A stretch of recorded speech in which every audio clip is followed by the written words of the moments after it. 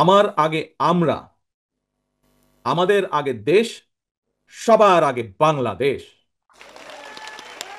আপনাদের ধর্মীয় পরিচয়কে কেউ যেন নিজেদের দলীয় স্বার্থে ব্যবহার করতে না পারে, সে ব্যাপারে আপনারা দয়া করে সজাগ এবং সতর্ক থাকবেন। নিজেদেরকে নিজেদেরকে অবশ্যই সংখ্যালঘু ভাববেন না।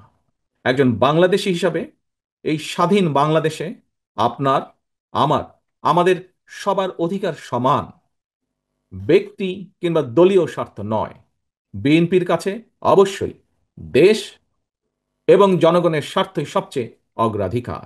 বিএনপি মনে করে দেশে ন্যায় বিচার এবং আইনের শাসন ছাড়া সংখ্যালঘু কিংবা সংখ্যাগুরু আমাদের কারো কোনো পরিচয়, কোনো নাগরিকেরই নিরাপত্তার গ্যারান্টি হতে পারে না। একমাত্র ন্যায় বিচার এবং আইনের শাসনই দেশের প্রতিটি নাগরিকের নিরাপত্তা। দল, মত, ধর্ম, বর্ণ, রাজনৈতিক পরিচয় শেষে একমাত্র আইনের শাসন, ন্যায় বিচারই দেশের প্রত্যেকটি নাগরিকের নিরাপত্তা নিশ্চিত করতে পারে।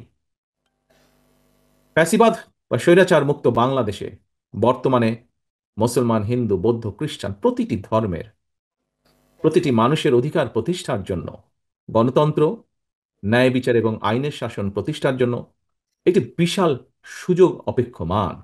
ফ্যাসিবাদ শাসন আমলে ফ্যাসিবাদের রোষানল থেকে বাঁচতে ফ্যাসিবাদ বিরোধীদের কেউ কেউ যে উপায়, গুপ্ত কৌশল অবলম্বন করেছিল, পতিত পরাজিত ফ্যাসিবাদী অপশক্তিও বর্তমানে একইভাবে গুপ্ত কৌশল অবলম্বন করে দেশকে গণতন্ত্রের উত্তরণের পথকে বাধাগ্রস্ত করে তুলছে কিনা সে ব্যাপারে সজাগ দৃষ্টি রাখার জন্য আমি অন্তর্বর্তীকালীন সরকার এবং ফ্যাসিবাদ বিরোধী গণতান্ত্রিক শক্তিগুলোর প্রতি বিশেষভাবে আহ্বান জানাতে চাই।